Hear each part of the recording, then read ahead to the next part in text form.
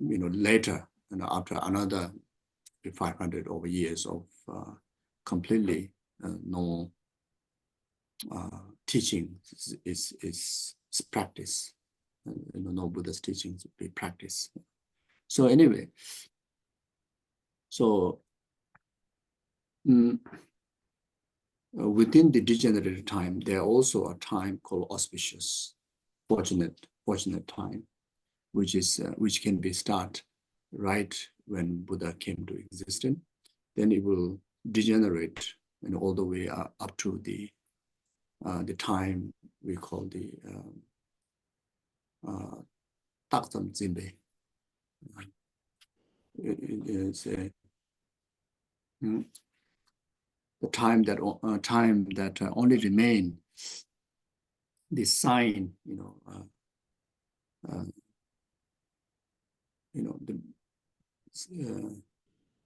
very, very, very tiny, very small sign of the Dharma, like such as the color, the saffron color.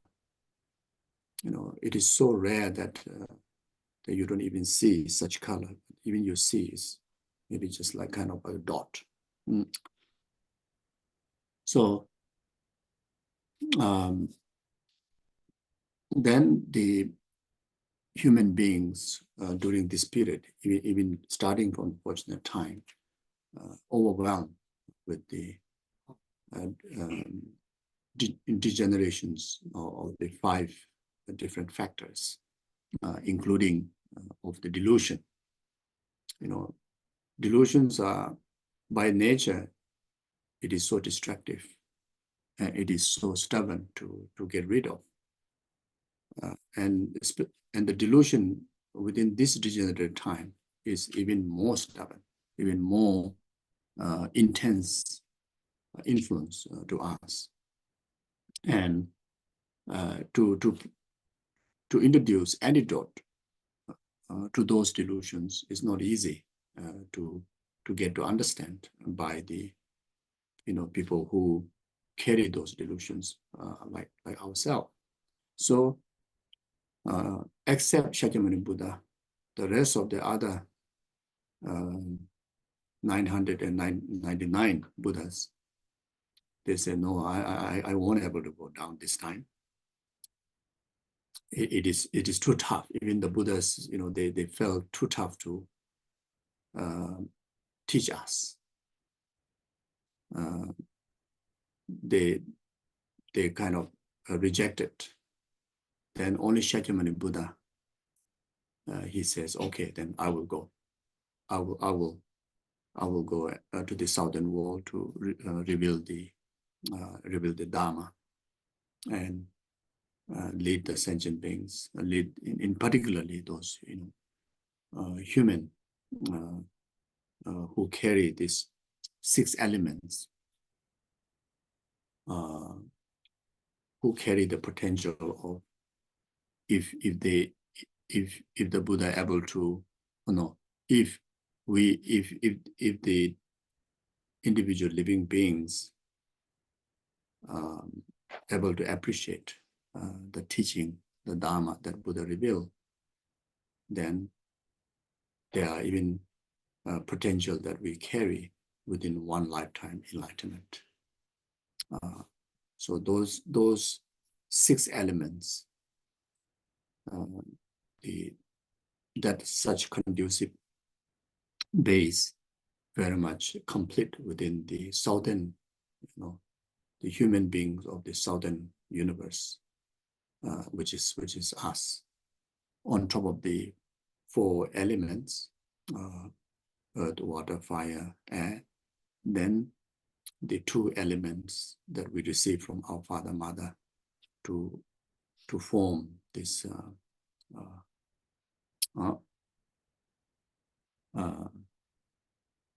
mainly the physical aggregates, but then house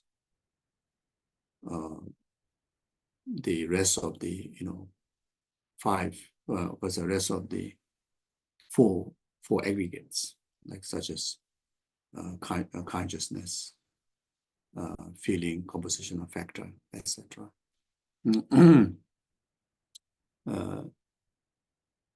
And because of these two elements that we receive from our parent, we Southern world human beings are the most sensitive, most emotional, and I think that we can understand, isn't it? We are quite emotional, isn't it?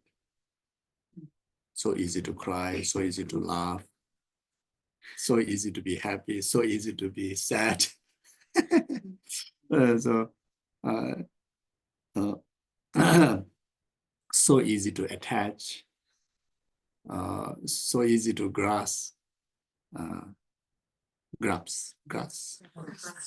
grasping. Yeah. So, but then even though those are very much negative emotion, but still, those are the sign that we have this.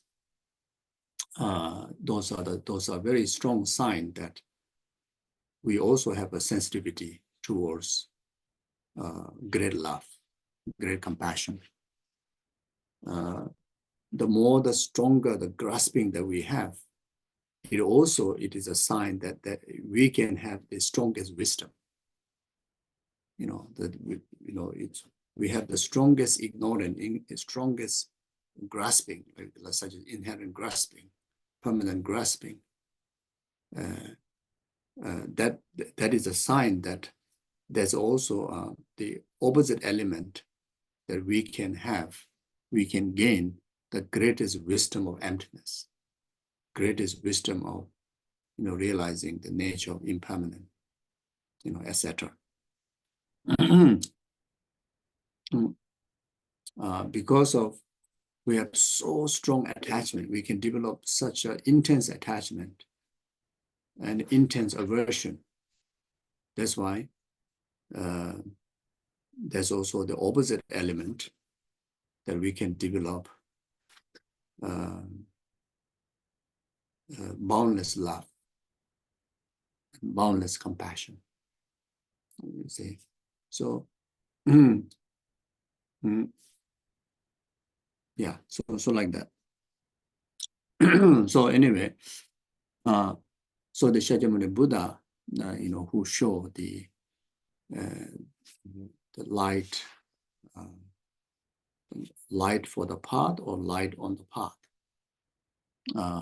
or both, the greatest wisdom of emptiness, which no other teacher have revealed, and the greatest attitude of all the attitude, the bodhicitta attitude.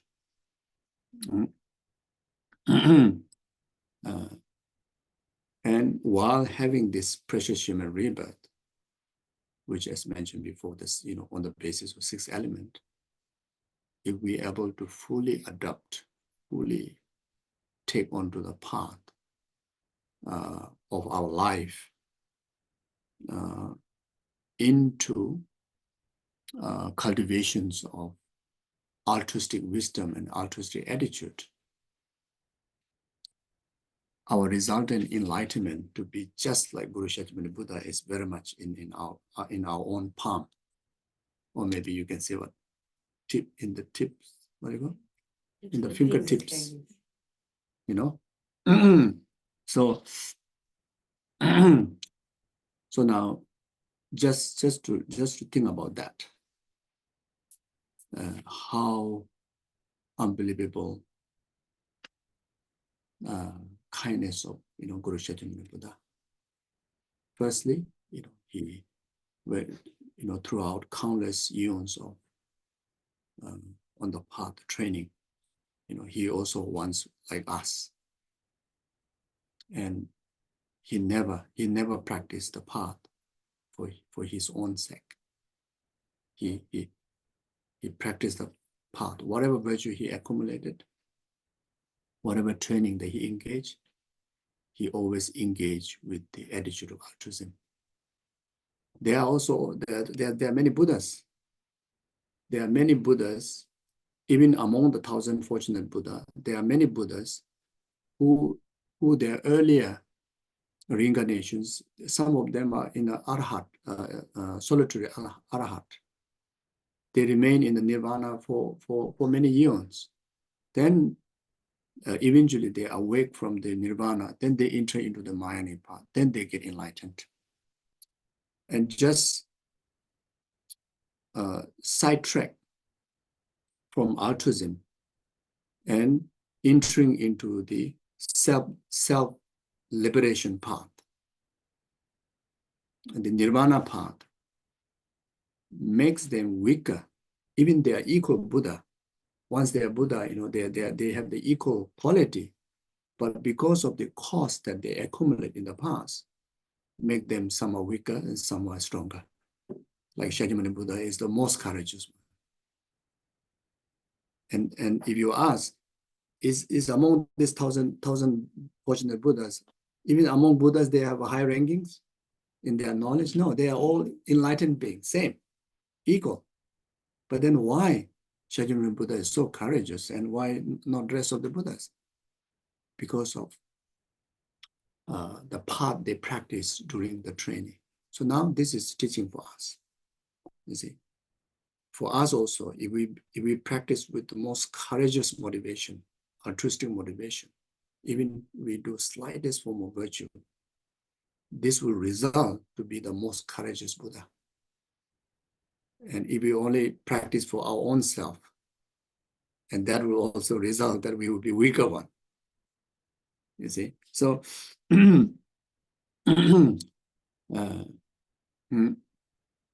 yeah. So thinking about, can you imagine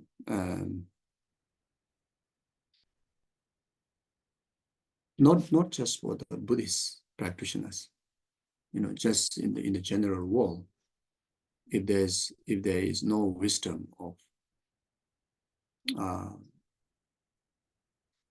no wisdom of teaching that reveal the attitude of compassion, great compassion, bodhicitta. That we regard at this very moment around 7 billion people, isn't it? I think maybe 1.5 billion maybe must be Buddhist, isn't it? Definitely for Bhutan is 100% Buddhist.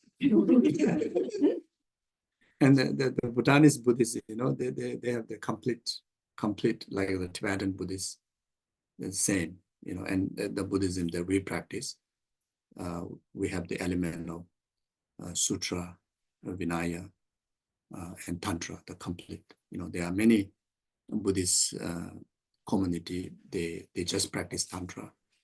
They don't practice Sutra.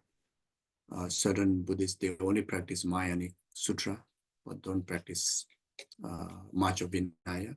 There's certain focus mainly Vinaya, but then they don't practice Tantra. But the tradition that the Buddhist tradition in Himalaya region is who practice the complete Dharma. That itself is amazing.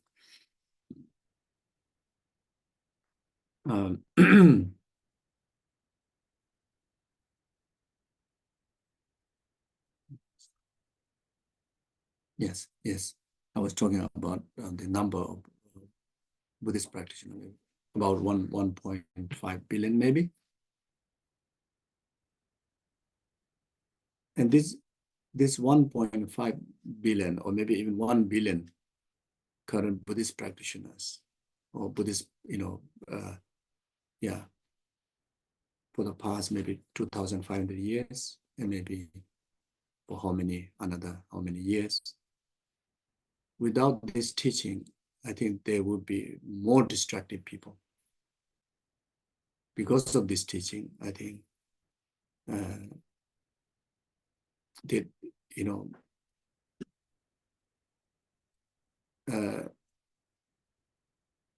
maybe unintendedly may perform,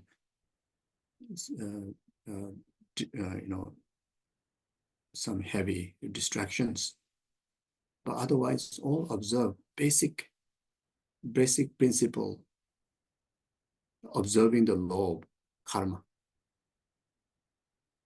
and they abstain from committing harmful actions. So, and this very much teaching is from Buddha. Then on top of that, the main teaching, the harmful action that don't commit in relation to others, is because of compassion, isn't it? And I think quite sure that about 1 billion people, how much they perform in action, we don't know, but at least in motivation, they always think of the well-being of numberless sentient beings. And that itself is a huge positive energy, you see. And this is the kindness of Guru Shakyamuni Buddha, you see. Then, not all the Buddhas will reveal complete Dharma. It regarded either 2 or just 3 Buddhas will reveal, from the 1,000 fortunate Buddha, will reveal the complete Sutra and Tantra. Of course, Shakyamuni Buddha himself. Then Maitreya Buddha, the future Buddha. Then the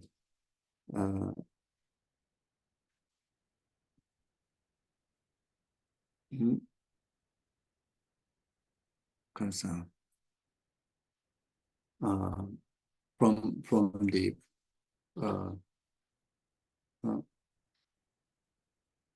last one, I can't remember the name. Yeah, so there's about 3 Buddhas, they will reveal the complete Dharma. So if that Buddha don't reveal the teaching on Tantra, then the opportunity to actualize one lifetime enlightenment will be no more, you see. And there are certain Buddhas, they only reveal the lower Tantra. They won't reveal the high Suga Tantra. It's just simply because of there's no environment to able to teach those teachings, you see. So in our time, there are many examples, great practitioners who practice complete path and who actualize the result, like such as great Kadama masters, and even in our lifetime, our living gurus, who practice the complete path, the Vinaya. Again, one very obvious example among us, like Gyaltsab Lama Sopa Rinpoche, since very little observe pure Vinaya precept. Then until to his last breath, he even passed away, even the sign of the Sangha, putting robe aside.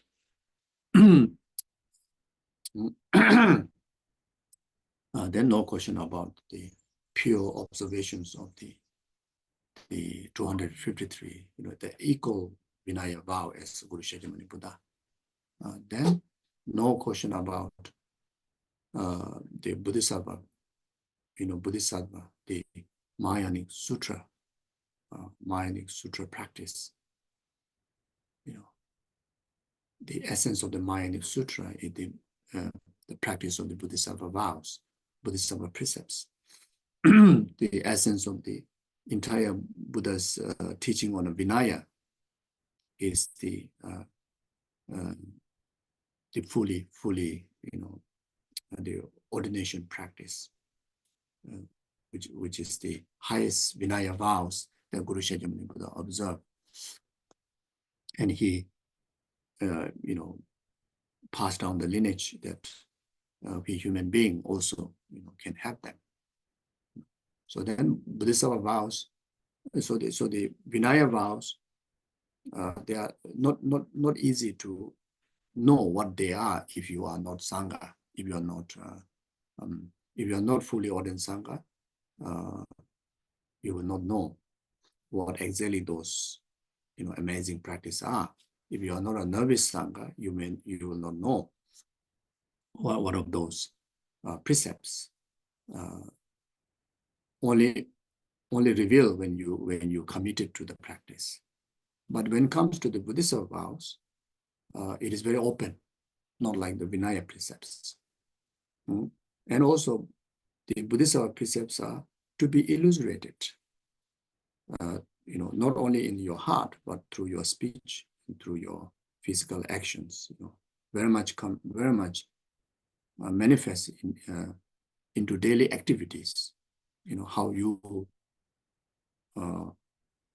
treat others. The Bodhisattvas precepts are very much like that. So again, like Jamchen Lama Soren would say, there are so many great gurus out there, yes, but for many of us, we have closely witnessed, Jamchen Lama Soren would say. So you can see, you can confidently, say if there's a Bodhisattva, then this is the way how it should be. If you want to figure it out, living example, because we hear so much of Bodhisattvas. But very much we talk about the Bodhisattvas already, residing in the Sambhogakaya aspects, or residing among the Arya Bodhisattvas, like 8 Bodhisattvas, like Bodhisattva Manjushri, Bodhisattva Chen. We never get to see them. How they talk to people, how they behave, how they relate to you if you happen to talk to them. We just read and we see these statues only. But then if you have studied the text, the description of the Bodhisattva's conduct or Bodhisattva's way of life, then you relate to this, like gurus like Lama Subrambuche. It's like open book. It's like it's so everything is like that, exactly, and not just 1 day, 2 day, and not something that you need to kind of like dress up to be like Bodhisattva, or need to make up to be like the Bodhisattva. It's just spontaneous. It's completeness. It's not just because of your devotion you see like that. It's there, out there completely. The wholeness is there, you see, and that's called very much called realization, having the realizations of Bodhisattva's path, and then it becomes spontaneous. Otherwise, you have a two kind of person, so 24 hours,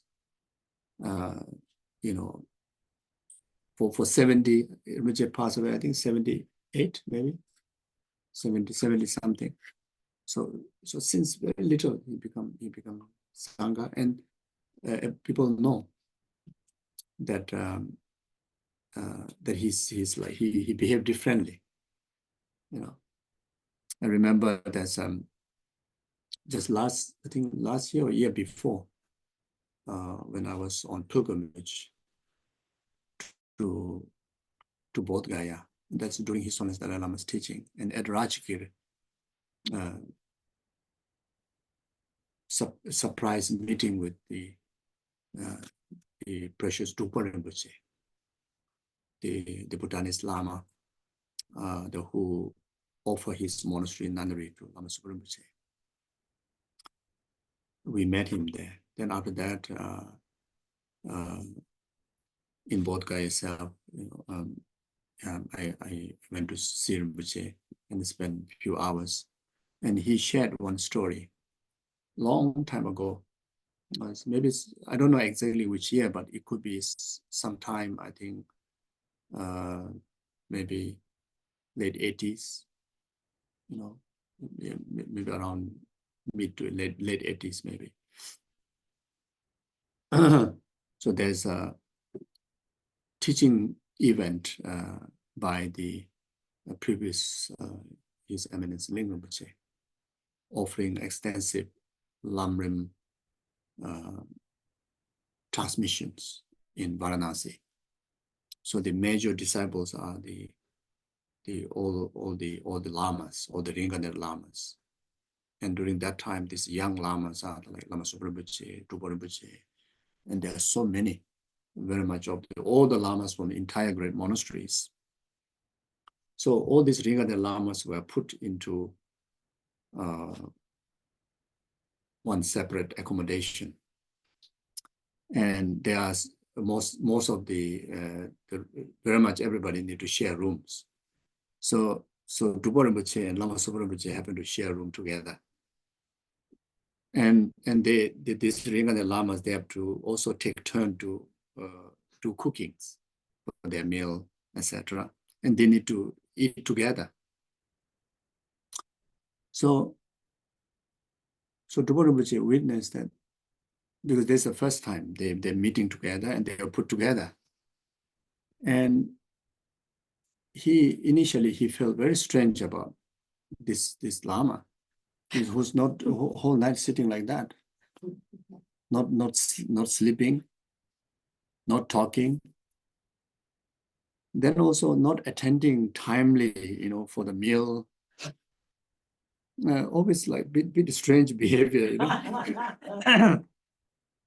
So then after 1-2 days, I think the teaching, the event went maybe about a month or so. So the rest of the lama feel very strange about this another lama, which is Lama Zopa Rinpoche, and they start to complain. So I mean, who he think himself is not coming on time to eat, not eating, and when everybody go to sleep, not sleeping. But the Dupo Rinpoche, by 2-3 days time, already start to know exactly who he is. And then Dupo Rinpoche requests all the lamas, to pay attention to him, what he's going to say. And he was talking about Rinpoche. So in fact, all of us, I think the strange one is actually all of us, not him.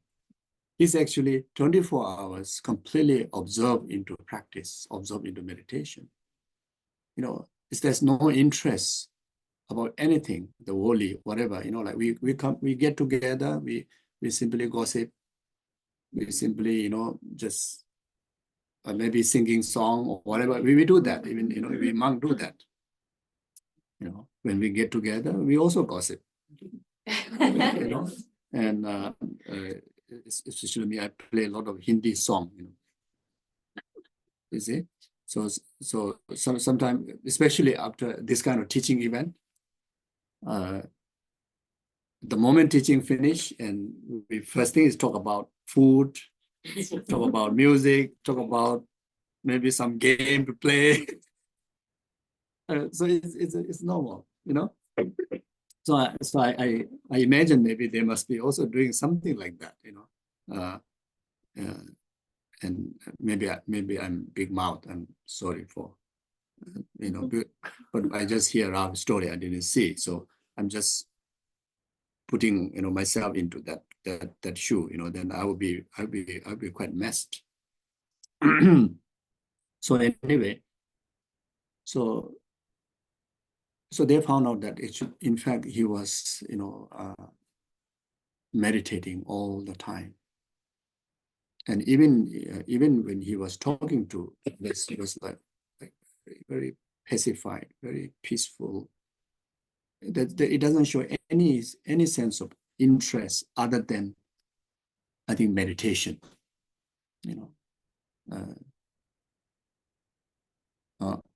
So anyway, so there are quite many stories that Rinpoche shared during their time together, and he was saying that at that time all of them are young in age,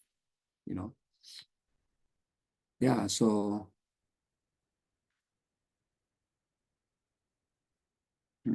then I myself also got opportunity to become attendant for about 3 years. Rinpoche will not ignore even one single sentient beings that comes in his way. Of course,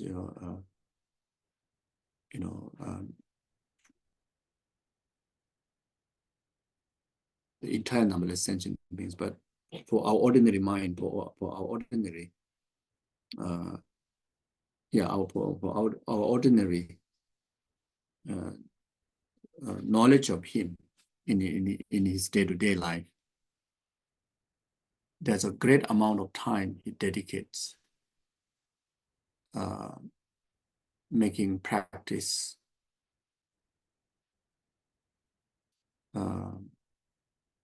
like such as,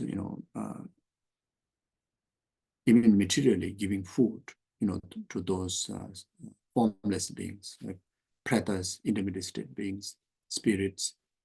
Sur offering is one of daily practice.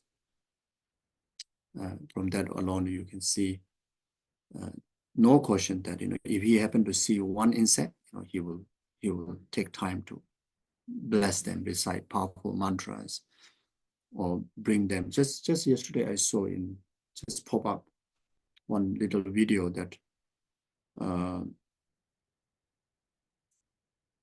think he's on the board or somewhere. So he must have, I think he saw one ant or one small insect. So then use a tissue to take them. So Rinpoche carry as a pouch, which in fact inside got so many powerful protection wheels, mantras, relics, and Rinpoche, I mean, his hand, he cannot use, paralyzed like that. He cannot, but one hand. So slowly, just take the pouch out, then make it circumambulate. Yesterday I shared the story about the fly go around and how much merit accumulate. Now here, this one insect, he saw that one insect. If he see 100 insects, he will do the same thing. So one insect. So just, because there's no other holy object maybe. So let it turn like this, Main concern is to get freedom from the samsaric aggregates, to purify the karma. So those are very intense teaching. It's absolutely what bodhisattvas would do, when they live a life, the bodhisattva's way of life, so then, if you see one small dead insect, not even living dead insect, you will take carefully. Then he will go around with the holy object. Then remember that one time, actually the first time that Rinpoche went to do a medical checkup, then found out that he got diabetes. So that was in Singapore. So it was very, very high point, And the doctor, there's one young doctor, they say he's Christian, and there's a young nurse who's also, doing all the work, and says also Christian. And both of them, I think very young. And they says he have to do entire organ checkup, because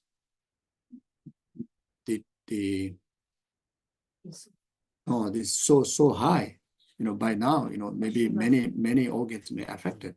So immediately send into all the rest of the checkup. Nothing is wrong. Everything is perfect.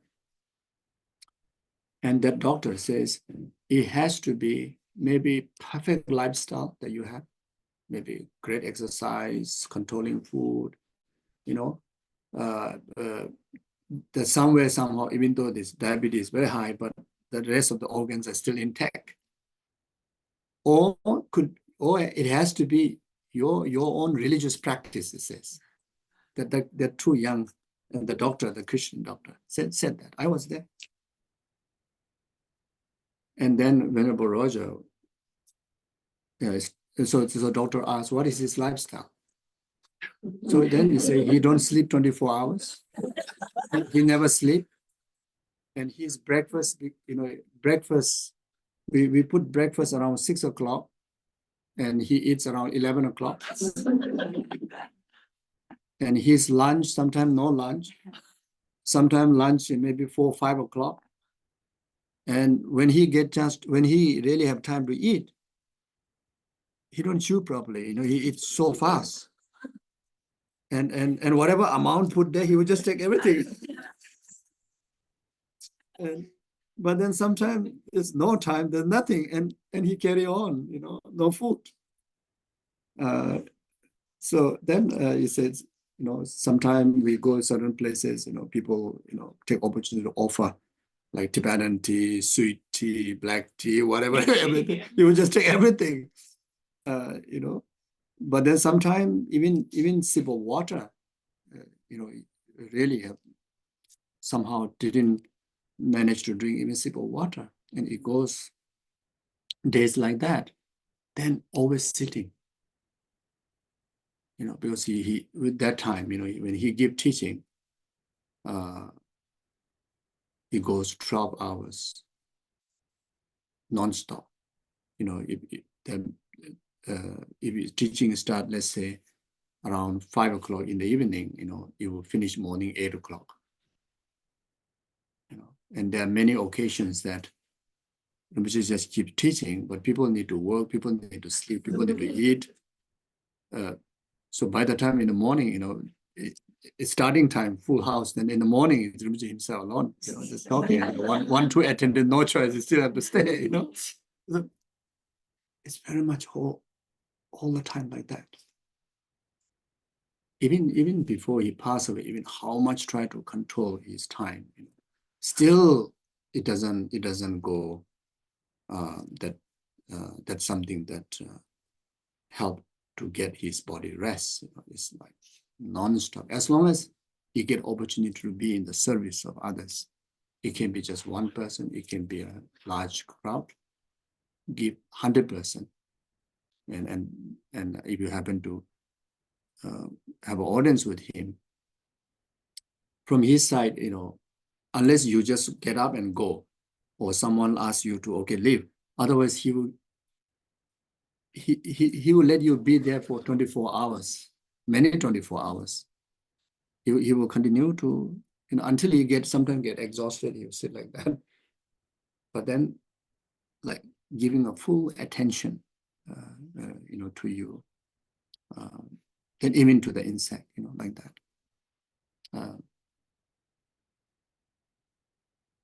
Then,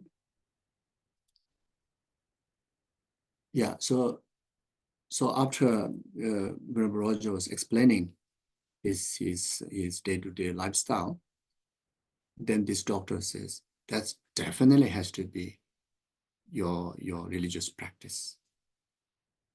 So, so obviously he's a monk, so it's obviously Buddhist monk, it's to your practice. So Christian saying that.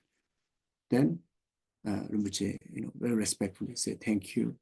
Then Rinpoche invite the doctor and the nurse to his, where we're staying.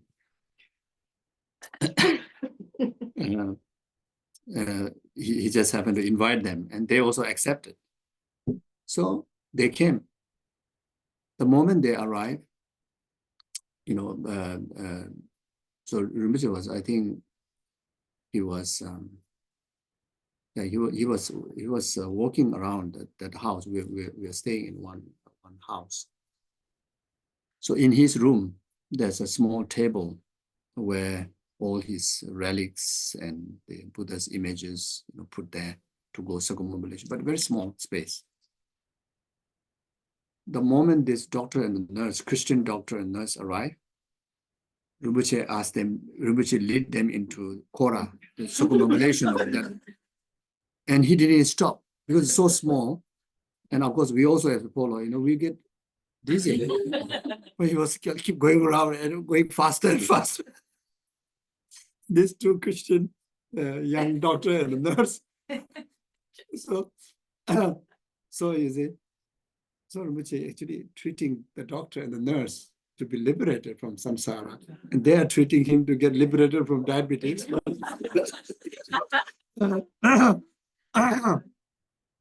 So then, okay, now getting too long.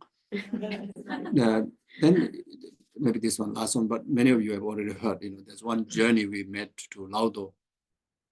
So about 1 week did a Nyungne retreat. Then after that, we have to walk down. So cut the story short. Just about, let's say, 1 day journey. It took 3 days and 3 nights. And we are on the road, and there's drizzling, freezing cold. And the reason is, while walking, Rinpoche want to lead the walk, and we are working day and night. And he see frogs. The moment he see one frogs, then he spend about half an hour to bless them with the mantras, and even start to teach. Then he see even like the ants, ants just going there. He stop. He give time to help them. Then of course, early morning he see cows. So each cows, he give the full at least half an hour to offer them blessings. Recite all the powerful mantras. Like there are so many powerful mantras. Actually, if you look at the booklet, the animal liberation booklet, you can use them. Just an example, which the mantra is so common to all of us, Medicine Buddha's mantra. It's a Tenzin Töbe, Nindru Dungese, Dusumnese, Sangye Mengen, Biduya. Tenzin Töbe, Nindru Dungese. Just even hearing, just even hearing that name mantra one time,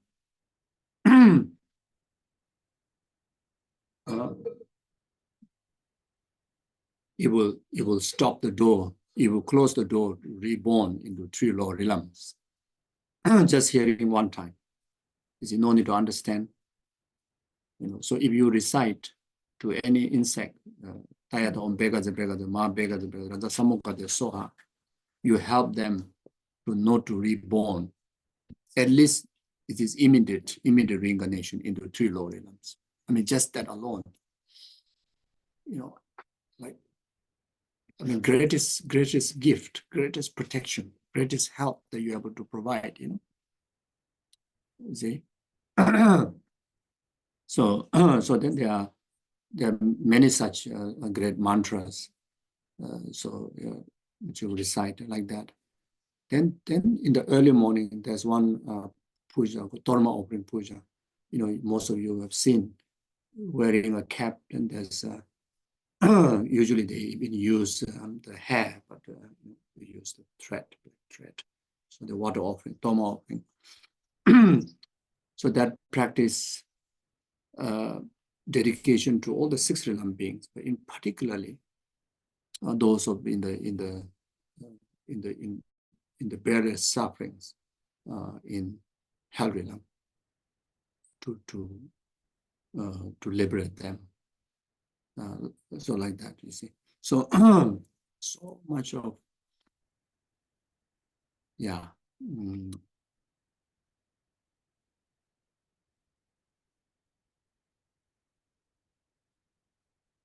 So what's the story relation to what I'm saying?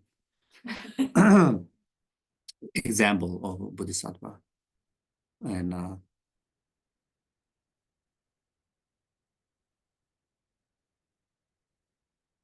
so anyway, I don't know now. Focus 24-hour meditation. That was the main. Yes, but why I say that? Always focus. But I was talking about Shakyamuni Buddha, so I don't know what is the relation here. Yeah, so anyway, like that. So just feel very fortunate. And remember the Shakyamuni Buddha's kindness. Then we recite these phrases of Shakyamuni Buddha.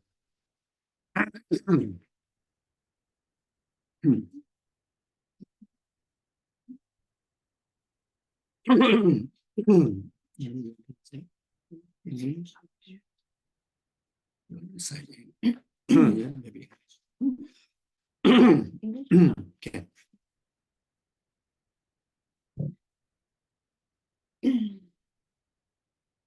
To the founder, the endowed, transcendent destroyer, one first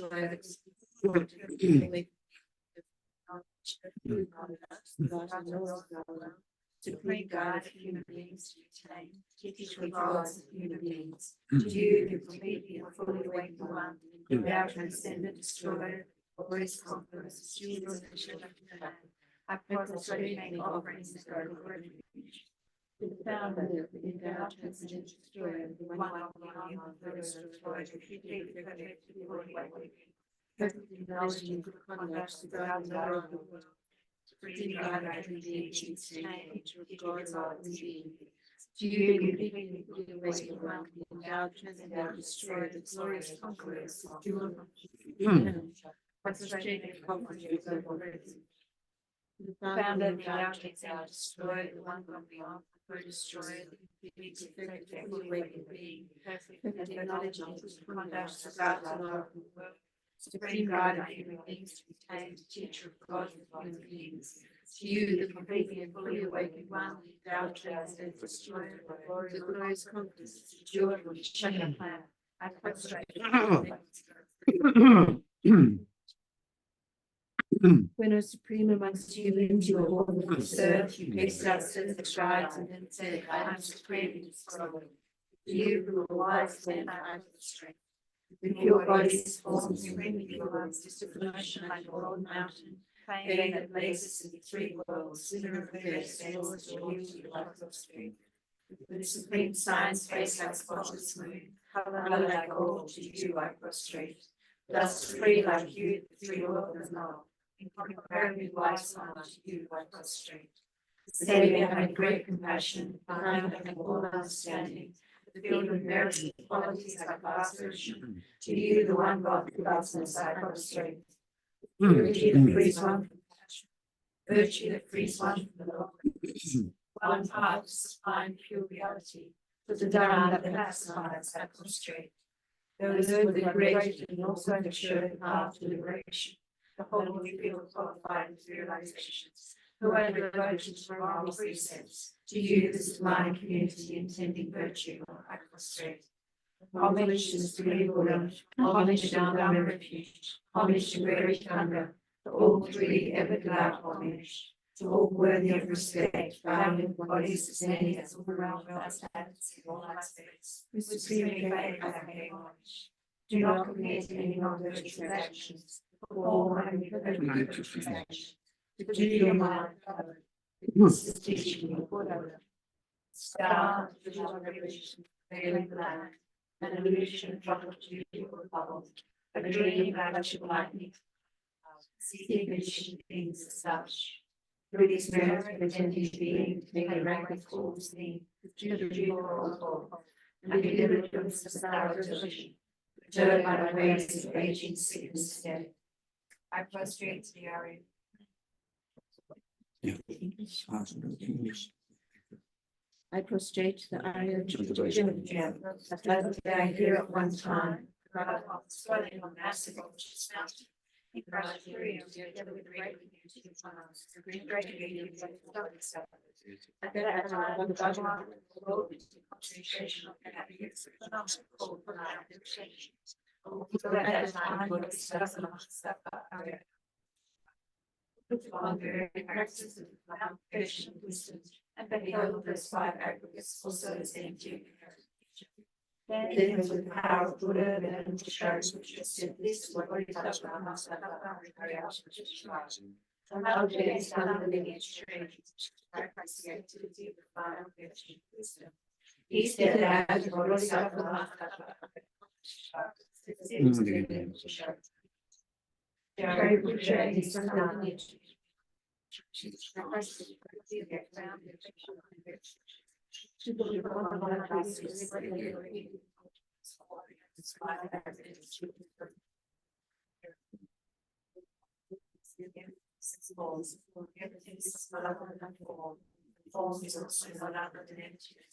In the same way, feelings, relation, compositional practice, consciousness, sharing which are likewise, all non-entities, that characteristic, unreduced species, that is not that thing. The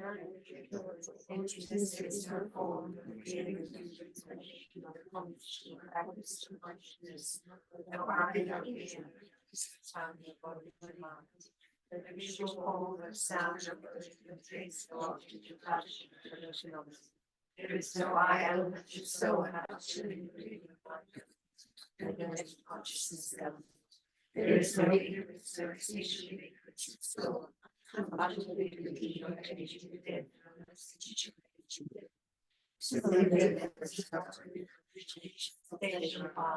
There is no soul, no attainment, no non-attainment. Because there is no attainment, but it sounds to lie on perfections. The mind without relationship without it. Having completed paths beyond there, having reached the end of all the listeners run down 3 lines. It's the same.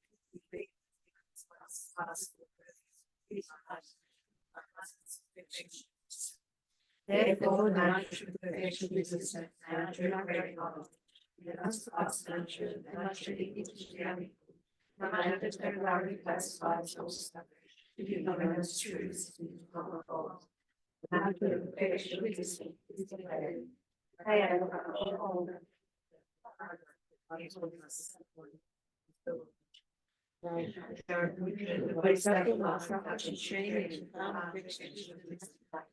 And then another one goes to the contribution, then the body fat line,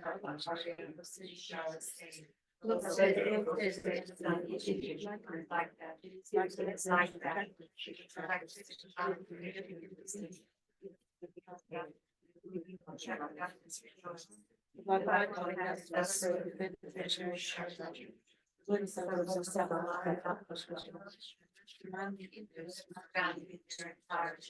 Along with all the gods, humans, and serve mountains with other children, places,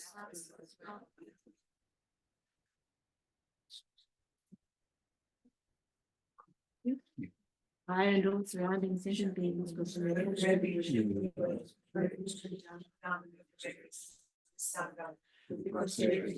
of country surrounding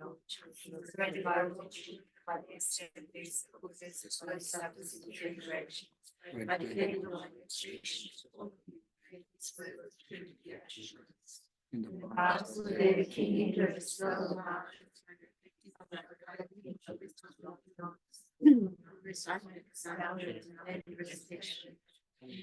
in that same way, I just reflect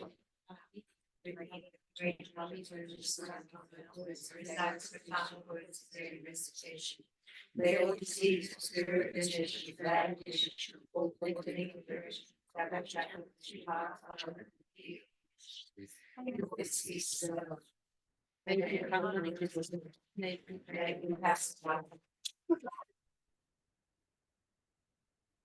and prostrate to the gathering of the kings, three chakras, for the God will be of space.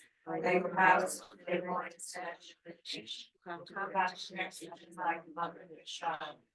By the teachings. Samaranza, Shatara Samara, Samaranza,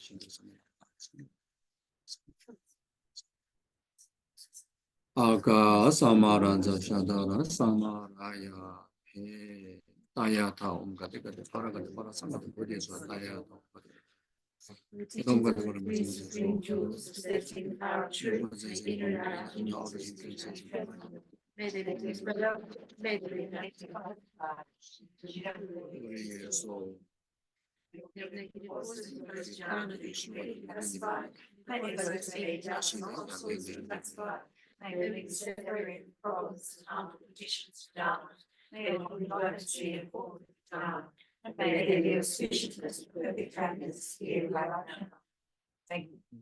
Thank you.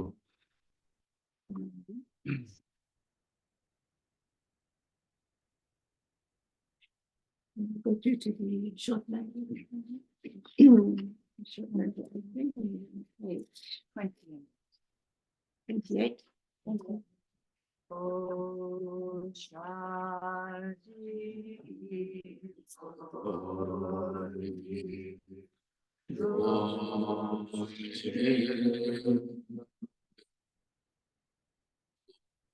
O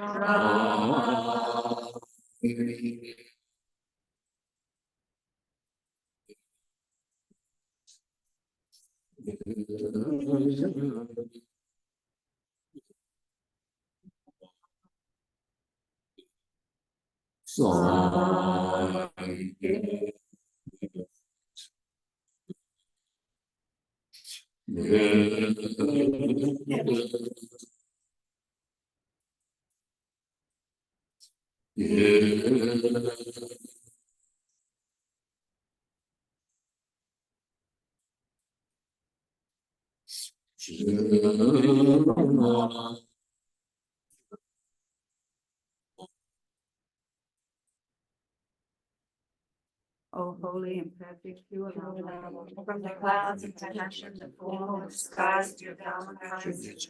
Please relieve the rain of our down, precisely in accordance with the needs of God.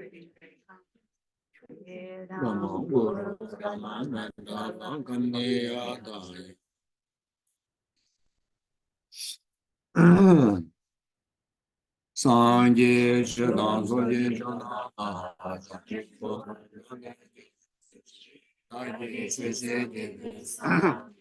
Dola Benji Sanje Rubara Sanje Shadam Soje Daye Sheje Debe Sonam Ye Dola Benji Sanje Rubara Sanje Shadam Soje Ado dani jasunji nani jiji jime sonamji doba benji sangi doba rajo. Simje damje dawa dan dewe yudan deba juji simje damje duma dan age yudan dawa juji simje damje duma mebe dewa dan. Simje damje nire jadani dan dawe danyo nan deba juroji simje damje dewa dan dewe yudan deba juji simje damje duma dan dunga ge yudan dawa. Simje damje dunga mebe dewa dan mi dawa juji simje damje nire jadani dan dawe danyo nan deba juroji. Simje damje dewa dan dewe yudan deba juji simje damje dunga dan dunga ge yudan dawa juji simje damje dunga mebe dewa dan mi dawa. Simje damje nire jadani dan dawe danyo nan deba juroji. Gangi doze ne zone dawa dam je bambe chire dambe chune duen zebe godam de la chan se. Tongyi ninje zondo je be lama se je se je kanche de de gu chana be mo tenzin ja zo la so wa de so da yu chin ye lo. Okay, thank you. Yeah, so actually I wanted to go through the Thara Sadhana, a brief explanation, even though it's very clear, a brief explanation. Then, yeah, but I think today maybe no time to do the the sadhana as a part of like a retreat session. So maybe since we have about half an hour left, so I will do little brief explanation. A bit more detailed explanation that I did in the Vajapani Institute in California just some months ago. Yeah, I think last year, no, some months ago. I don't know whether they recorded or not, because over there very much I took time to do quite a lengthy the teaching on the preliminary section, which compile some of the Lamrim guidelines. Geshe, can I ask, which is the one that we're looking at? The green Tara Sadhana that was on the email that we Sure, had just thank today. you. If you don't have,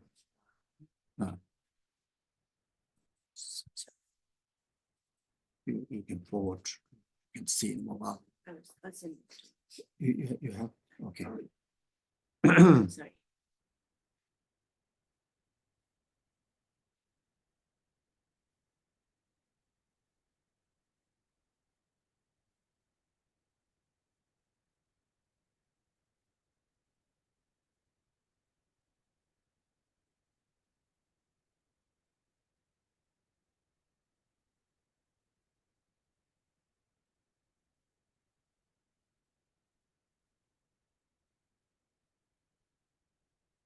Yeah. So first of all, this is just a short introduction to the brief history about Tara. So detailed history. There are many texts, especially there's one text that first Dalai Lama.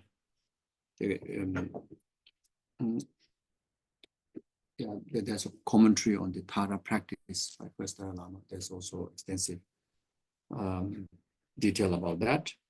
Then there are also other teachings, even teachings by Jagja Lama Subrahmanyam or many other gurus on Tara practices, the explanation on 21 Tara phrases. So there's a histories that you can read, but just for brief history about the Tara. So in the infinite eons before, there was a time when Tara gathered Mayana mind into her mental continuum. At that time, there was a universe known as the very variegated light or manifold light. There's a name of the universe. So many countless eons before. It's the time that Tara first time generated bodhicitta motivation, altruistic motivation.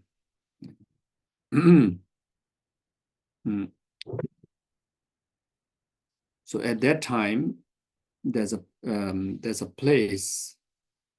So at that time, so there was a Buddha known as the sound of drum. Sangye Ngada. So during that era, there's a Buddha. The sound of drum.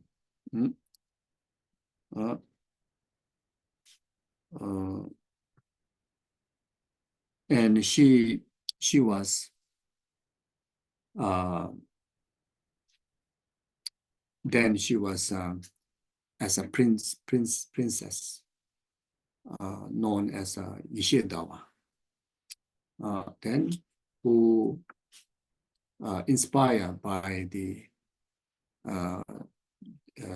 Sangye Ngada's teaching, and there are a lot of followers, many Sangha communities. Then this princess Ishidawa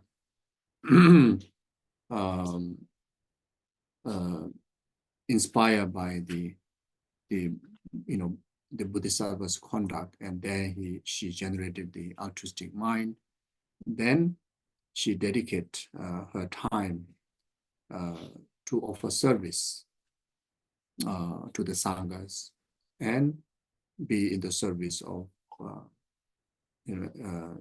alleviating the suffering of the people around her through the resources that she have in the palace. Then, so one of the main practices, she make extensive offerings to the sangha, like such as robes, meals. Then also to help to very much to develop, to maintain, the sangha community. Then at the same time, she engaged in extensive charity practices to the needy ones.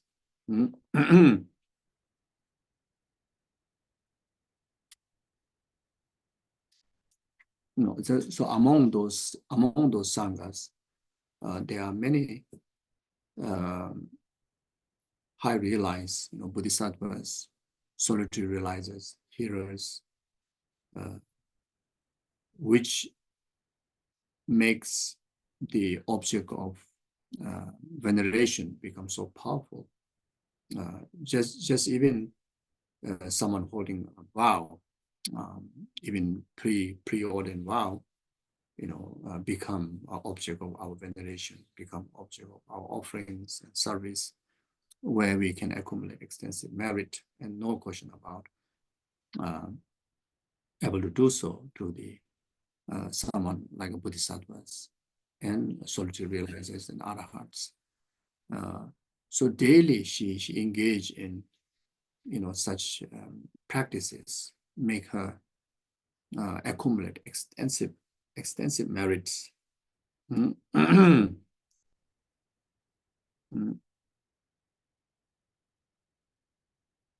Because of the power of the object and her altruistic intention that she have recently developed, she accumulate the amount of merit that one ordinary being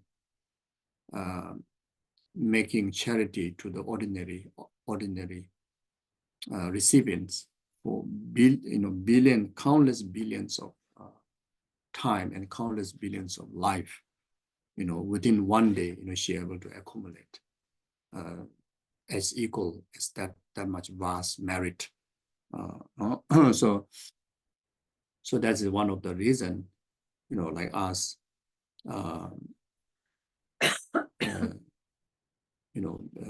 making sangha offerings to the monastery communities. Buddha prophesies, if there is foreordained sangha, by the power of the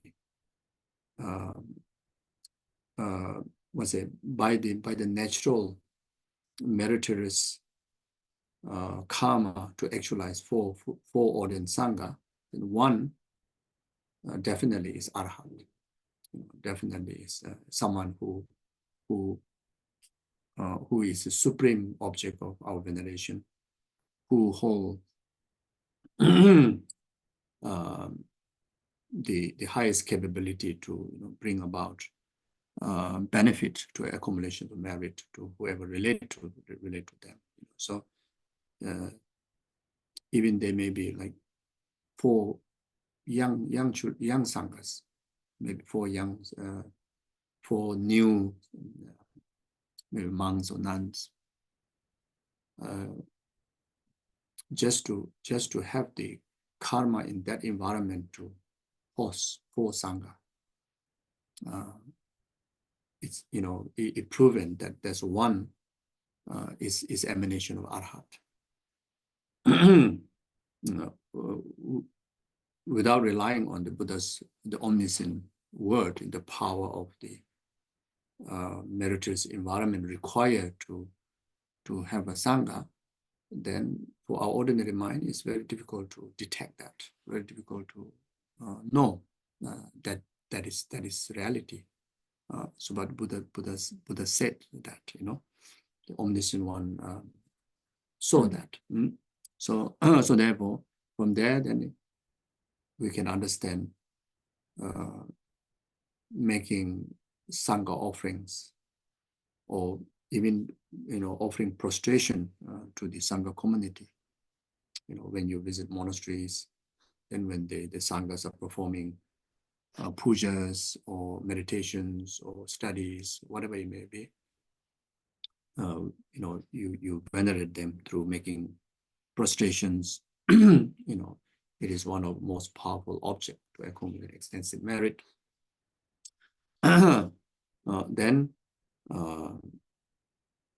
on the basis of this understanding, then, even 4 sanghas just roaming around in the garden or in the monastery, front yard, they may be not really doing meditations or practice, but they're just walking around. But if you see 4 sangha, and you remember this, and you put your palm together like this, prostration palm, it's a great opportunity to accumulate extensive merit. Buddha's words, Buddha's wisdom have no mistakes, and Buddha's words never lies. Only tell the truth, and only speak that which is valid. So for our own benefit, there are such practices that we can perform. And then why we do pujas, like this afternoon, I think we will do a Tara puja. As I mentioned yesterday, it involves 7 limb practices.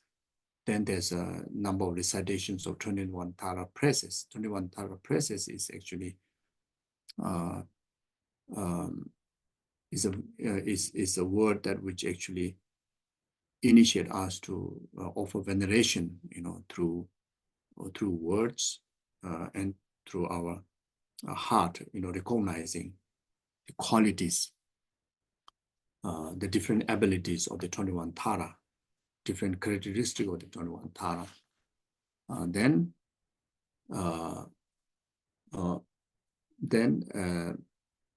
by expressing through our speech, you do not only mental prostration, but then verbal prostration. Then, in fact, for the Tara, whenever we recite 21 Tara praises, in fact, you can do prostration. If we have a bigger space while reciting, even while doing 21 Tara praises, volunteer to do a prostration because 이제 엄지에서 파마도마나 찾아들으면 봐. 생기주는 제주는 가자. So now even the 21 Tara also I mix up. So anyway, at the end of each verse, you say chaksa to offer prostration. So you're able to meditate on this quality. Then you recite the praises from speech. Then physically you do prostration. So can do that. So Tara is a venerable Arya Tara, who carry the highest level of merit, all the enlightened qualities, serve as one of the most powerful objects where we can accumulate merit. So not just a Tara, but also all the other Buddhas in relation to their holy object. And then, if you don't have them, and at least visualize a merit field of Tara, merit field medicine Buddha, Chen or Buddha, So then you make offerings. You can make such as 8 offerings. For the Tara puja, it involves 4 sets of 8 offerings like that. 4 sets of 8 offerings. If not able to, you can just offer even just 1 water bowl offerings, 1 flower offerings. So there, because of the object being so powerful,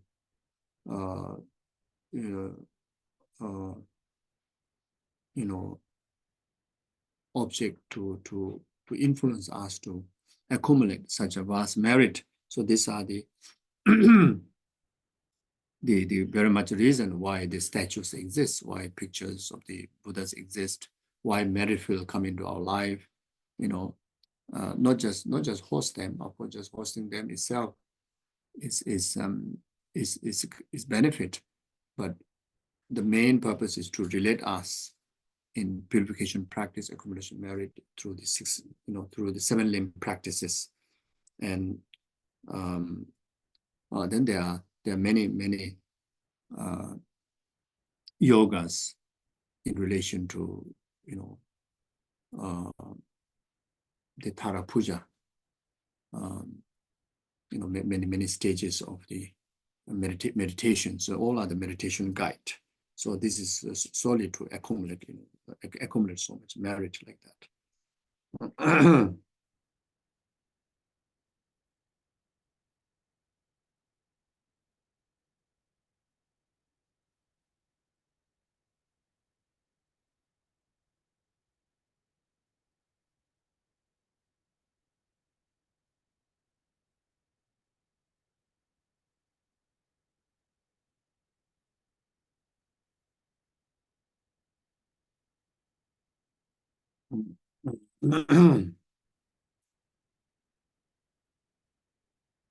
So then after the Buddha variegated light, Sanjayangada, then there's another Buddha came into existence, the Tathagata Amoghasiddhi, the Duyatruba. Then where she met, the Ishidawa met commitment to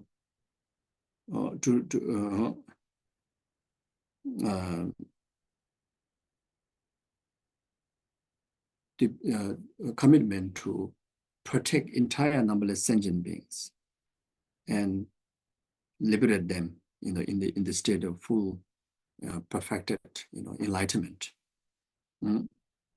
So she made a commitment from that Buddha.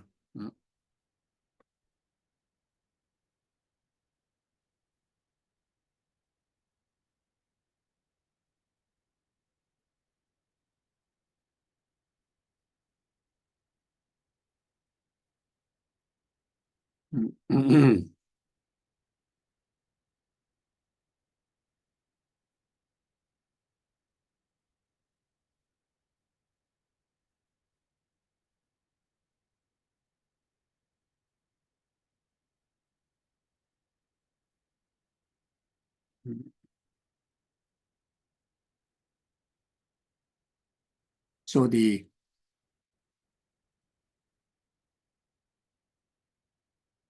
because of her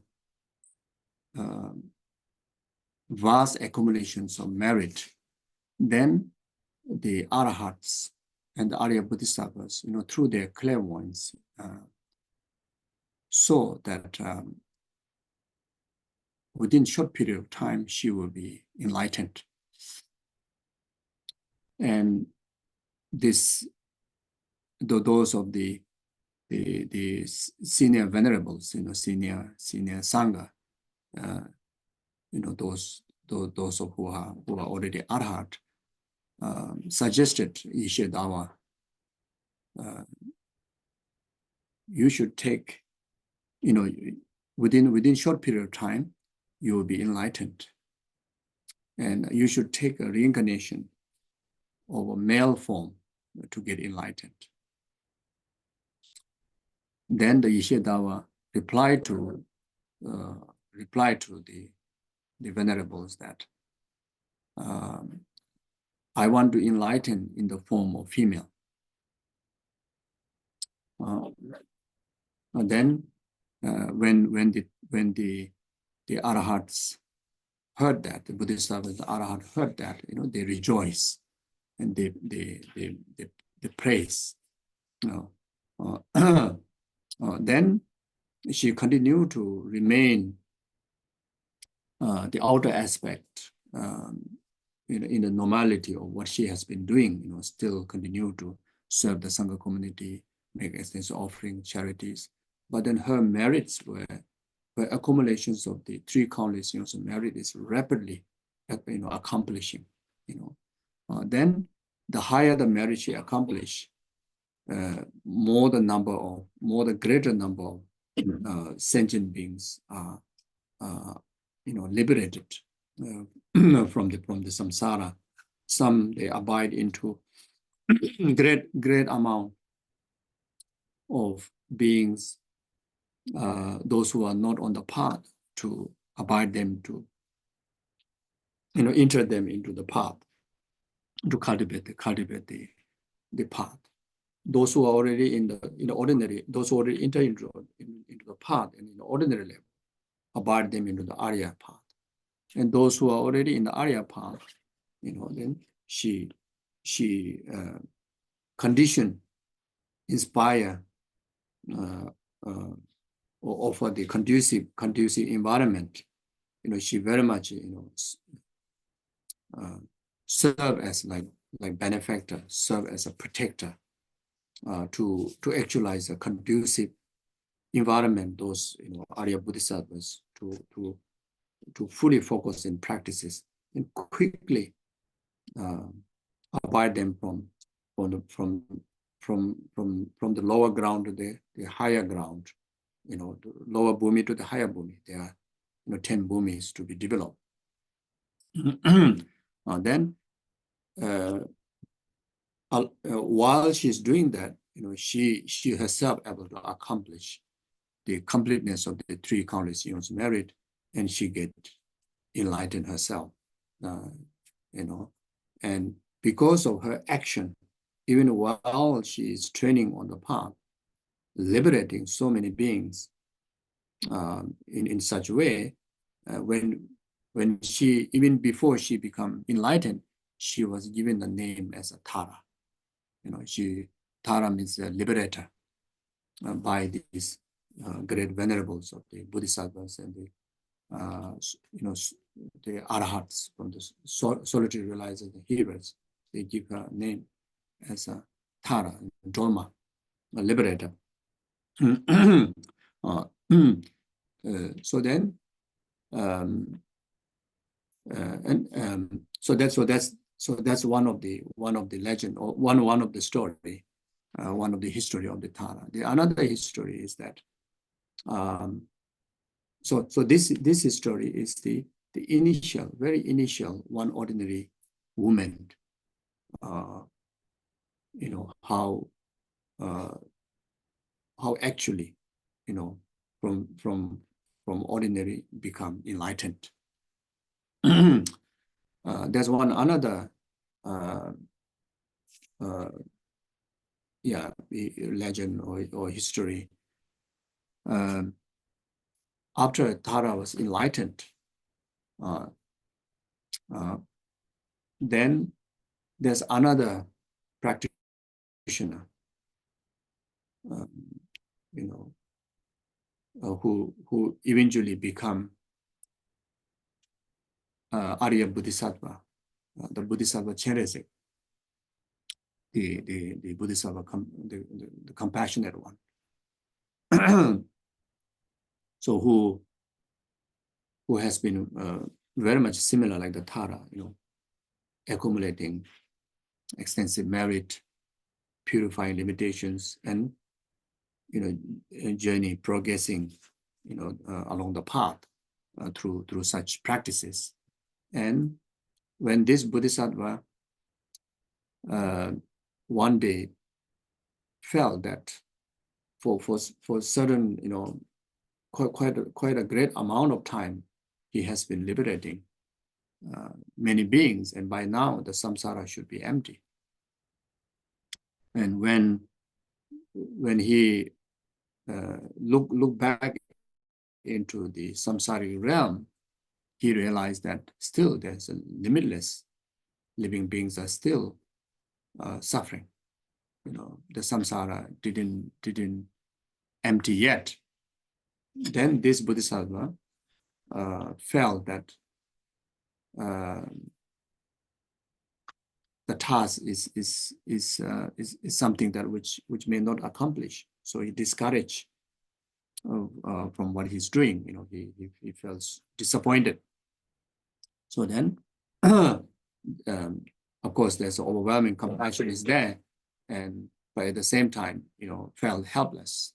And there's a great tear falls, and a huge, like a lake, the water reserve was formed.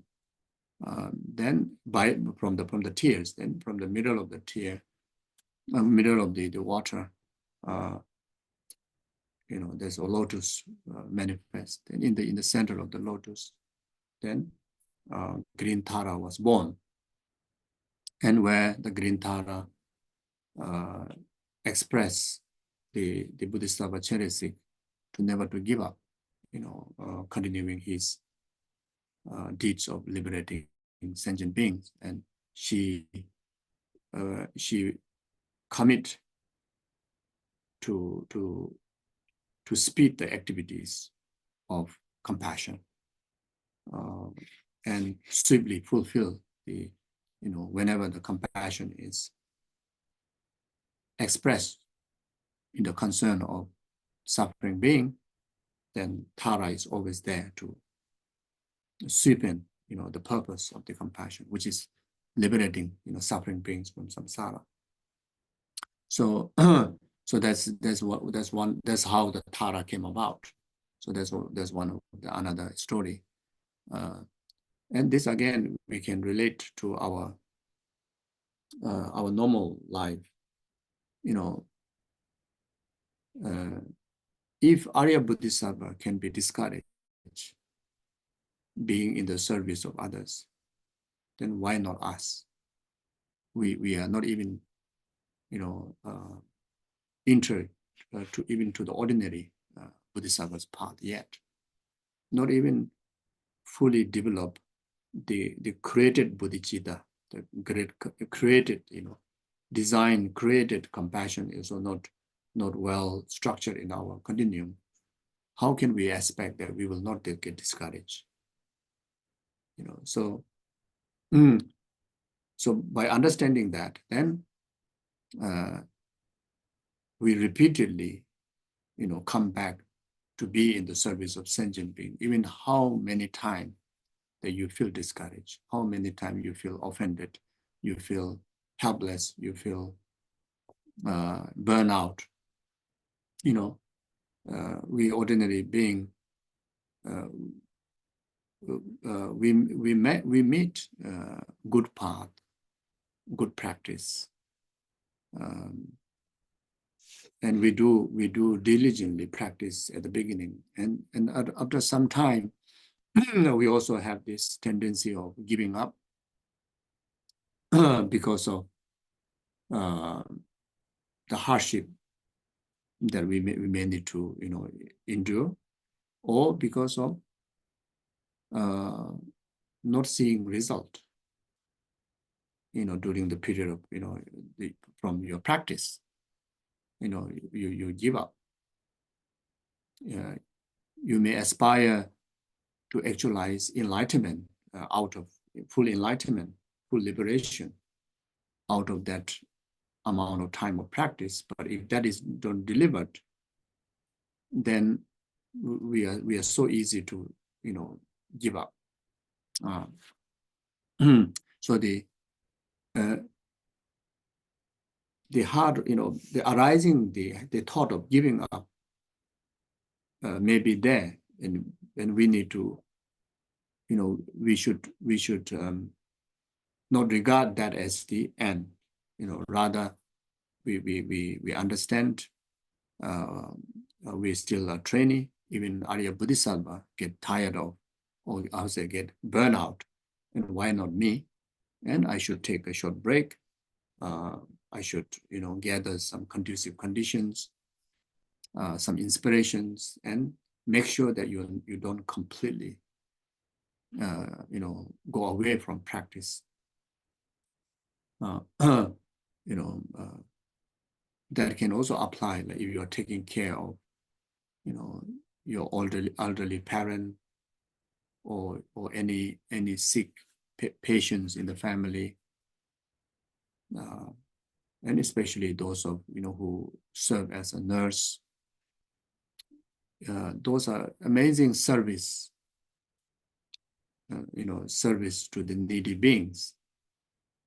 And then especially some individual family, they have, the children who is disabled, family members who are disabled, who go through difficult time, or even among partners, some partners maybe mentally disturbed or physically inconvenienced, and for if they are vulnerable, if they are how to say needy sentient being, needs of our care, love, service, there may be a lot of challenges, and when there are danger, we run away forever. So if we apply into our own practice in our real life, these are the environment we have to live. We have to live among people. We have to live among elderly family members. We have to live among, difficult family members, difficult friends, and for the practice of developing compassion, eventually becoming bodhisattva, eventually becoming like the Geshe Dawa, becoming Tara, very much stay consistent in the practice. And okay, so say, ask me to stop. So then, relating to the Bodhisattva Cherezig, also understand that I'm still ordinary person. Yes, sometimes I feel upset, I feel tired, but one thing, make sure that, I shouldn't totally give up. You take a break, but then you come back. So that's also one thing that we can learn. Otherwise, I'm practicing such an amazing dharma, that should be only helping me. Why I come to that kind of period that I feel so low. I feel there's no impact at all from practice. We may feel like that. In fact, purification happens so much, accumulation of merit so much, like the Geshe Dawa herself also don't know. The arahats who carry clairvoyance and Arya Bodhisattvas who have a higher wisdom, they detect her rapid progress of completing 3 countless eons merit in almost becoming Buddhas, becoming Buddha so fast. Herself never aware of that. She's just doing what she needed to do, Then also in relation to the story of the Tara being born from the tear of Cherezig, in our life, we need, someone like a Tara around our life, So that is the Sangha community. That is the community of friends or environment that you regain your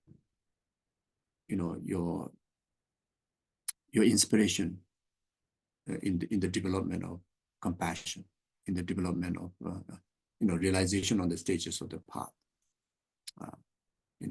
Each and every one of us need one figure, at least one figure of Tara in our life. Always time to time, come and say, I'm always there for you, and keep it up, never give up, and not necessarily always someone expressing that in word, just being in that environment, you recharge. This is so important. We cannot totally isolate ourselves. Those solitary realizers, they are comparing to the Bodhisattva. Their focus is about only themselves, but they are also very high level of practitioner. They're really able to live solitary. They're able to go away, they're able to live in the jungle, in the cave, they don't need to meet anybody. They don't need any other environment. Whatever they learn at the beginning, enough until they succeed their result. But most of we human beings, I think firstly, biologically, we are social animals, isn't it? So we need the social environment. We need people around us. And then we need good people like a Tara around us, to the Cherezig. Even just once a year, like making sure, like, you maybe you attend some Dharma environment. Like for myself, I find just attending once a year, like attending like his honest teachings, the teaching environment of my teachers, or going back into my monastery, it just recharges you, or just like coming all of us together. How much you are inspiring me. It's unbelievable. Each and every one of you is like my Tara. So whatever little Dharma practice I do, if I completely stay solitude, I don't think I can manage. When I come like this, without individually expressing, you have my support in your practice, I'm already internally recharged. So we need to keep on like that, you see. And we are in fact much more better position than Bodhisattva Cheresik. Then Bodhisattva Cheresik, he was completely broke. I don't know whether I used the right word, because normally they say broke means become poor, isn't it? Can I use completely shattered, broke down maybe, completely shattered until his head cracked into 11 pieces. The stress, the how to say, the burnout is so intense that the head cracked 11 pieces. So from that 11 crack, that's why this 11 phase were developed. This 11 different phase. In fact, this is now like completely off a goal. Otherwise, there are different colors. And different colors. I think yesterday someone asked about the activities, 4 activities of the deity. Those different colors are those different phases represented by the different colors represent 4 activities of the deity: pacifying, increasing, controlling, wrathful. Then up there, Vajapani, bit wrathful image, is also the one of the phase, one of the activities of the Cheresik is a wrathful one.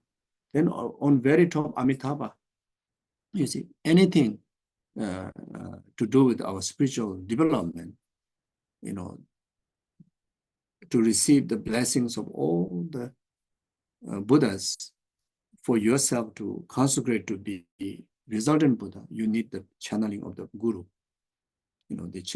You need the crown by you should be crowned by the Guru. The Guru is your crown, where all the blessings pour through that, into our continuum. That's why Guru Amitabha, ornamented by the highest, the head of all the rest of the head, like that.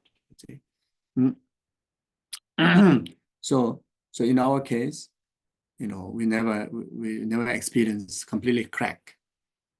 So many of us sometime, after practicing 30, 40 years, externally you don't see any impact of the practice. You don't see any lights coming out, any wings are growing, and you try to like fly, but actually you fall down.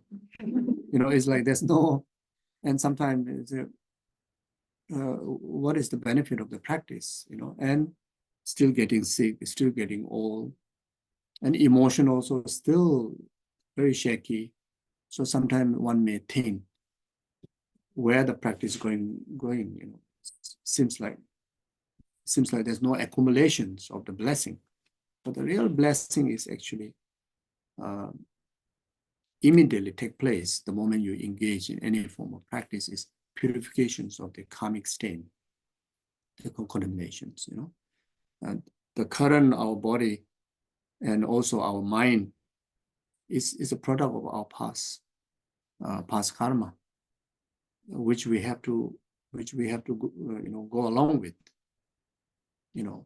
and when we conclude this lifetime, the physical body, all the gross aggregates, including of the mind, will be ceased.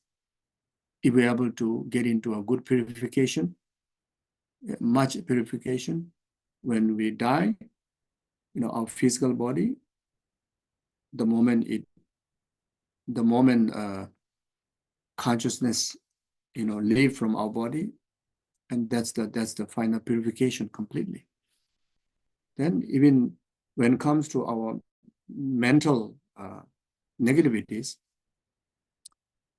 even before our consciousness leave from the body, there's a stage that you completely overcome, purified.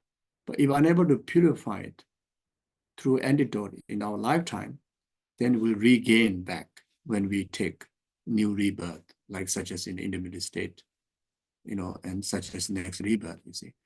Like when the anti-conceptual thought is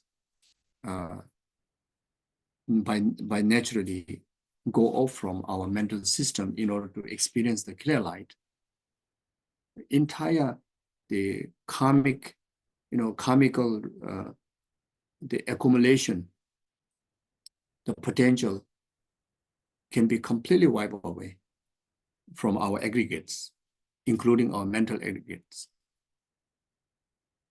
If we manage to do well purification, in our lifetime, that's the time that you experience complete stop. You see, because the clear light mind is free from any influence of karma. You see, so otherwise the potential will is still there. There's no physical form, but the potential is still there. If it's not purified, then it regain, when we have a new body, starting from the intermediate state like that. So then this Tara, there's a 21 Tara Tantra, revealed by even Guru Shakyamuni Buddha within the Gyu,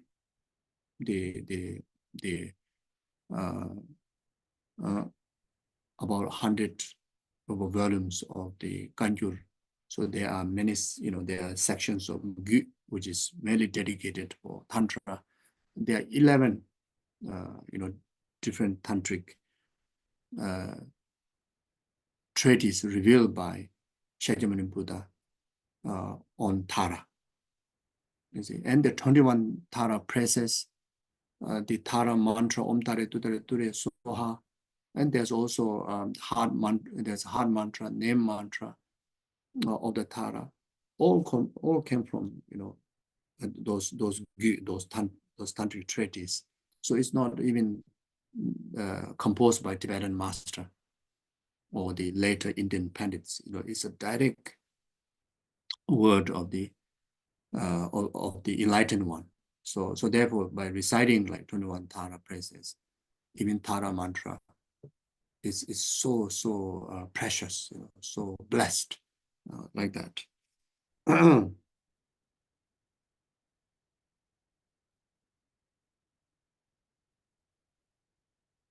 Can I ask a question? Yeah. I just wonder where the heart mantras come From the Gyu, from the we call Dome Gyu, it's a Tara Tantra. It comes, okay. Yeah. And when we have heart mantras for different masters, where do they come from? Like the heart mantra for Rinpoche or for His Holiness. So that one is more of translation. So the name is a Dharma name. So everyone's Dharma name, once you translate into Sanskrit, and you have a Sanskrit letter, and that's become your mantra, your name mantra. Then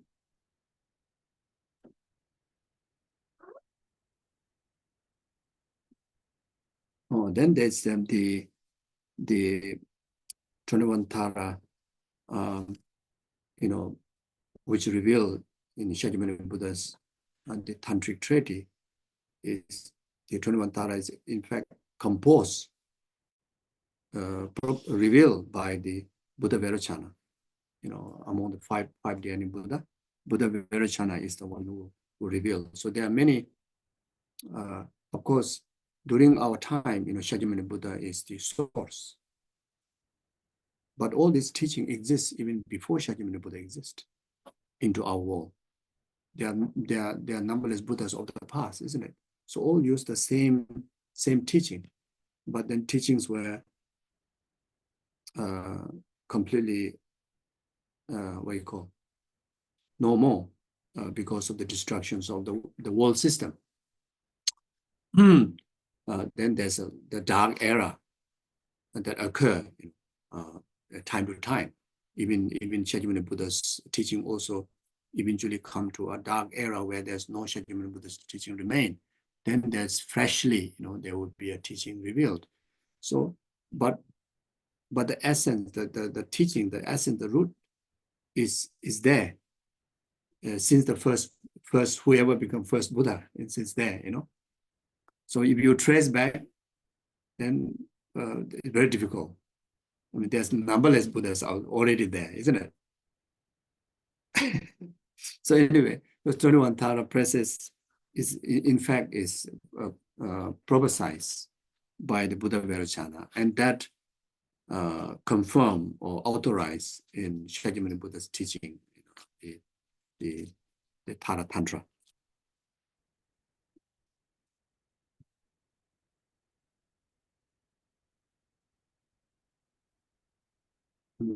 So the heart mantra is Nama Sarva Tathagata Nam Taya Tha Om Namo Suhasa Namatare.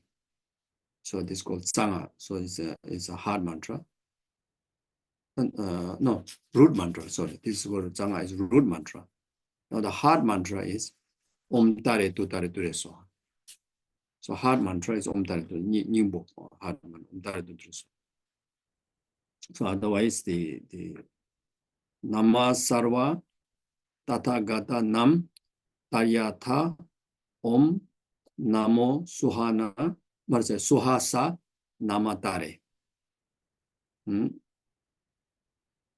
Is this on a certain page? No, it's no, not on that page. Sorry.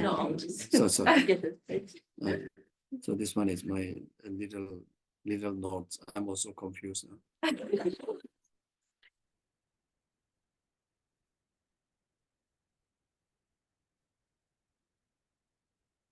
So Om is its meaning. Om is like you can also regard as a homage to Tara. Om is also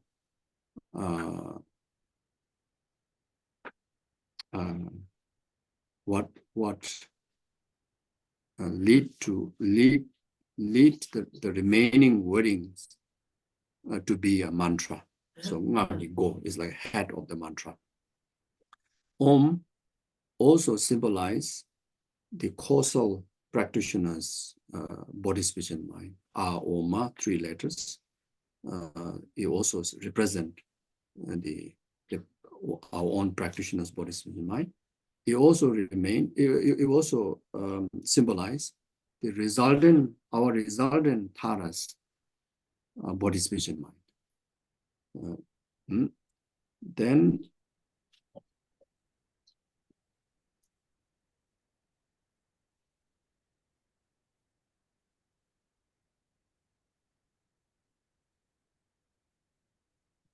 so then Om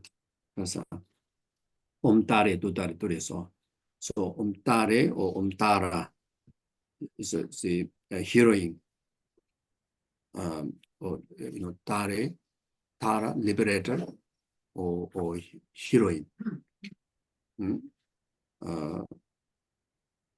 Ture is a dispeller of limitations, dispeller of all the maras, like mara of death, mara of contaminated aggregates, mara of destructions, then mara of delusion. So Dushi. So in order to become Buddha, you need to overcome these 4 maras. So when you recite Ture, it's directly opponent to these maras. So that's why it's a dispeller.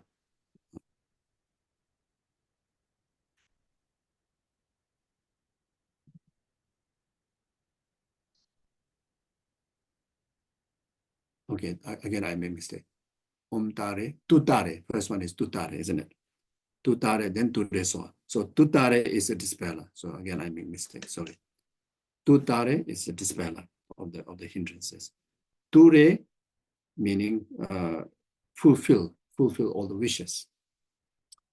Fulfill the enlightenment. bring about fulfillment of the enlightenment for all the needs. Soha is I bow down to that, or I bow down to the liberator that who carry the capability of dispelling all the limitations and carry all the blessings to actualize all the needs, including enlightenment. To that I bow down. Or Soha is to actualize, to initiate, to bestow, so now Om Tare Tu Tare Ture Soha. To this, the body, speech, and mind, the basis of this ordinary practitioner me, by the power of heroine, by the power of the liberator, Tara,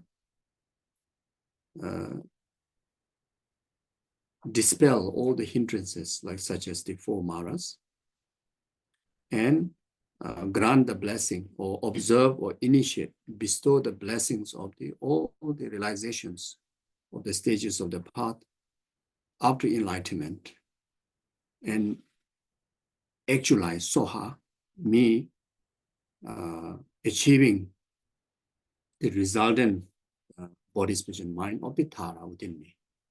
So that's the whole meaning like that. Okay. So now all the Taras need to go to eat lunch. So yeah. So keeping this meaning of the Tara mantra, then make it so meaningful. Yeah. So we can from today onward recite, and also some of you yesterday received that transmission, which I'm sure you have received from other lamas. We received from our lineage gurus, not only one but many, and those masters are really living, true practitioner of the Tara practices. So with the transmission, and remember, knowing some of the meaning of the mantra, then just reciting mantra, I think that makes a complete meaning of even practicing the entire sadhana. Then whenever you have time, then you can practice the sadhana like that. Okay, so I didn't manage to go through the sadhana, the brief explanations. So we see whether we will able to do that tomorrow morning. Otherwise, you just read it very clear. Okay, thank you. Daji Jini Sabe Jawade, Tenda Dua Kuna Kampe, the Chebra Juzun, Tembe Nimbo Rendo Sashi, Jo Sashi, Beji Joshin Mendotam, Rerablation, the Jamba, the Sanje Shindon, the Bewa, Doganamda Shin Lachu, Barajo, Yidam Guru Rana Menda, Kamnia, Daya, me. Chanjo Zemjo Rembo Jemaje Banam Jejo Jejawa Nyamba Mebaya Mone Mundu Pewa Tony Tawa Rembo Jemaje Banam Jejo Jewa Nyamba Mebaya Gone Gondo Pewa Jorimye Tawa Rembo Jemaje Banam Jejo Jewa Nyamba Mebaya Gone Gondo Pewa Raijo Karera Kore Shingam de Pendante Wa Mali Joven Cherese Wa Tenzin Shabesi De Bado Tenjuro Okay, thank you. Lunch offering, okay. Lunch offering. Oh, Lama Sanje Lama Che, Dishe Lama Gendu. Kunje Jebo Lama De Lama Namla Cheba. Omo A Hum Omo A Hum. Okay, thank you. Thank you.